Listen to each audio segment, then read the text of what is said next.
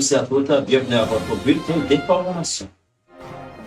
Abigail d'Alexandre, 21 ans, originaire de Jacmel, est sortie grande gagnante de la 9e finale internationale de l'Ocancia qui s'est tenue le 25 mars 2026 à la scène musicale à Paris. Représentant de l'Ocancia Jacmel, elle a porté haut de la voix d'Haïti sur la scène francophone et internationale, impressionnant le jury par son éloquence et sa réflexion autour du thème brûlant de l'intelligence artificielle, une fierté nationale qui montre que jeunesse et le talent haïtien peuvent rayonner partout dans le monde.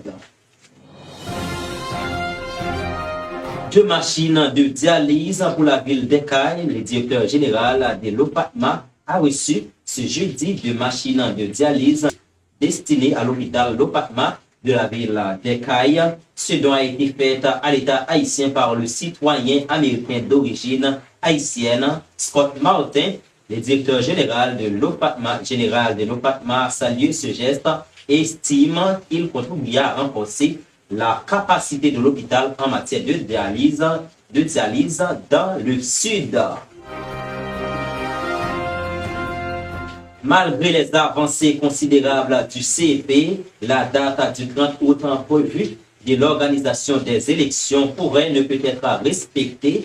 En effet, la situation sécuritaire ne s'est pas encore améliorée à l'approche du 1er avril, date fixée pour l'enregistrement des électeurs. De plus, le pouvoir intérimaire a modifié le mandat du CEP lors du dernier Conseil des ministres, ce qui signifie que le CEP doit désormais attendre la proposition des articles avant de démarrer le processus. Le CEP avance, mais le Premier ministre intérimaire recule la communauté internationale qui soutient le processus électoral se veut clair si les élections ne sont pas réalisées avant le 31 octobre. Alex Didier Fils-Aimé ne bénéficiera plus à son appui. Le ministre de l'Agriculture, Martin Aubourg, est en mission dans le cadre de la campagne de printemps 2026 lors d'une visite organisée cette semaine dans le Grand Sud. Le ministre annonce que des dispositions seront prises pour accompagner les paysans dans la campagne de printemps qui sera lancée sous peu.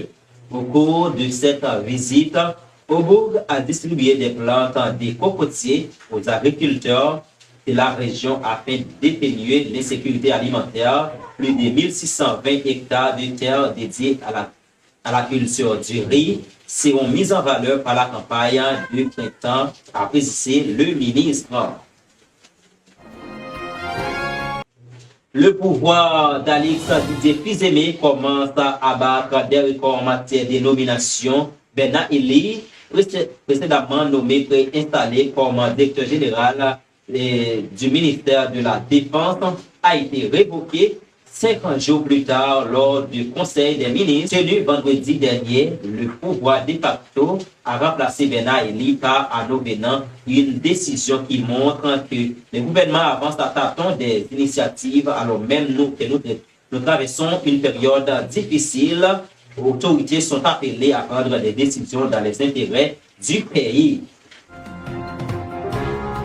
Le commissaire du gouvernement près le tribunal de la première instance de Port-au-Prince, Thierry Pierre, a formellement interpellé la direction départementale de la police nationale d'Haïti concernant une faille majeure de traitement des dossiers criminels. Le magistrat déplore que de nombreuses affaires, notamment celles liées à la trafic d'armes, de munitions ou saisie des véhicules, parviennent au parquet sans les preuves matérielles correspondantes. Cette absence de corps délit paralyse l'instruction. Madame, messieurs, les étudiants en médecine UNDH annoncent des journées d'orientation des spécialités médicales le 28 et 29 mars 2026 dans les locaux de la faculté Publin. 19 initiatives pensées pour aider les finissants à clarifier leur choix de résidence en Haïti et mettre en lumière la rareté de certaines spécialités critiques avec un appel pressant aux instances concernées pour y remédier. Les organisateurs précisent les places sont limitées et invitent à intéressés s'inscrire via ces formulaires en ligne.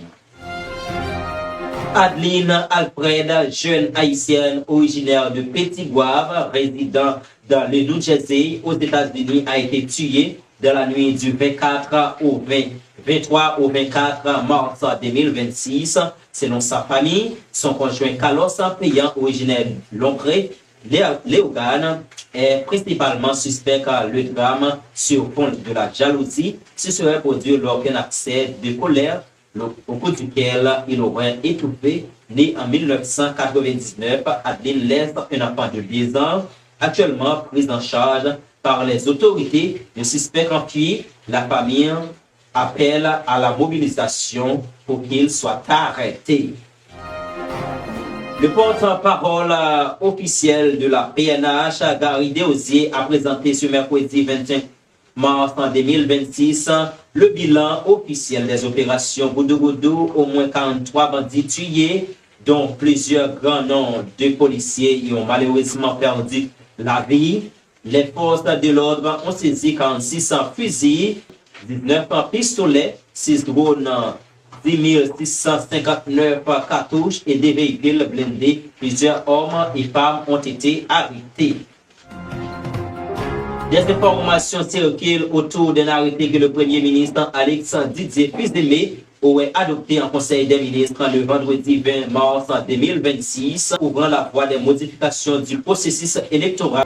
Voilà, madame, messieurs, c'est la fin de notre bulletin. Merci de l'avoir suivi. Au revoir à tous et à toutes. À la prochaine.